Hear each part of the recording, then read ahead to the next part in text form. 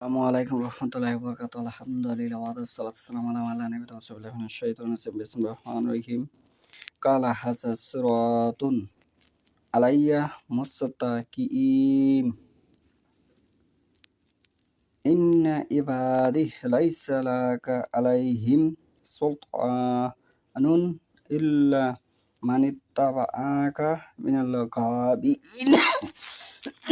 আজকের বক্তব্যের বিষয় হলো জিন দ্বারা মানুষকে পথভ্রষ্ট করা। আমি যে আয়াতটা তেলাওয়াত করেছি 15 নম্বর সূরা 41 নম্বর আয়াত। তিনি বলেন, এটা আমার কাছে পৌঁছানোর সোজা পথ, এটা আল্লাহর কাছে পৌঁছানোর সোজা পথ। আমার খাঁটি বান্দাদের উপর তোমার কোনো কর্তৃত্ব থাকবে না, তবে যে বিপদগামীরা তোমার অনুসরণ করবে তাদের কথা আলাদা। যে বিপদগামীরা তোমার অনুসরণ করবে তাদের কথা আলাদা। কালা রব্বি বিমা আগওয়াইতানি লা উযায়্যিনান্না লাহুম ফিল আরদি ওয়ালা উগবিয়ান্নাহুম আজমাইন ইল্লা ইবাদাকা মিনহুমুল মুখলাসিন। সে বলল, হে প্রভু, যেহেতু তুমি আমাকে বিপদগামী করেছ, তাই আমি পৃথিবীতে মানুষের সামনে অবশ্যই পাপের পথ সাজিয়ে রাখব এবং তাদের সবাইকে অবশ্যই বিপদগামী করব, তাদের মধ্য থেকে তোমার মনোনীত বান্দাদের ছাড়া। এখানে ইবলিস শয়তান মানুষকে বিপদগামী করবে, এটি সে স্পষ্টভাবে বর্ণনা দিয়েছে। এটি আল্লাহর সাথে তার একটি আলাপ আলোচনা।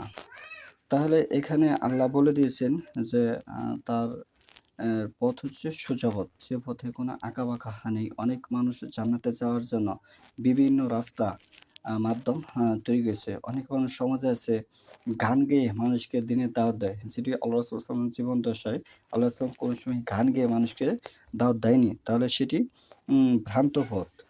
অনেক মানুষ আছে মানুষকে এই লালনের মাধ্যমে, কবিতার মাধ্যমে ইসলামী দাওয়াত দেয়, যেটি আল্লাহ রাসূল সাল্লাল্লাহু আলাইহি ওয়াসাল্লামের জীবদ্দশায় কোনো সময় সে করেনি, সেটি একটি ভ্রান্ত পথ। অনেক মানুষ আছে মানুষকে ওয়াজের মাধ্যমে ছলনার কথা প্রচার করে, যেটি আল্লাহ রাসূল সাল্লাল্লাহু আলাইহি ওয়াসাল্লামের জীবদ্দশায় সেটি সে করেনি। অনেক মানুষ আছে দরগাহ খুলে মানুষকে সঠিক হেদায়েতের পথ অনুসরণ করায়, বলে এই পথে আসলে তোমরা জান্নাত পাবে, যেটি আল্লাহ রাসূলের জীবদ্দশায় কোনো দরগা ছিল বলে আমরা কোরআন হাদিস থেকে পাই না।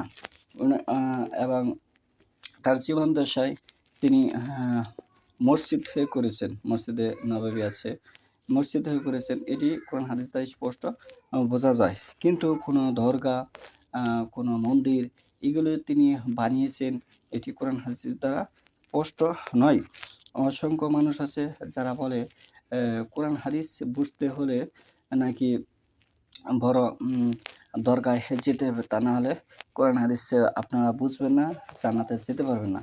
তাহলে এখানে কোরআন হাদিসে যে বুঝবেন না, তাহলে আমার বিষয় হচ্ছে অনারব এর মধ্যে ভারতবর্ষে তো এই বিষয়টা, ভারতবর্ষের বাহিরে যে সৌদি, ধরেন সৌদি কিন্তু দরগা নেই, তাহলে কি সৌদির মানুষ ইসলাম বোঝে না? এরকম আরও অসংখ্য বিষয় আছে, ভুলভাল পথ বের করেছে, যেগুলো মানে দিনের বিষয়ের সাথে সম্পর্কিত নয়।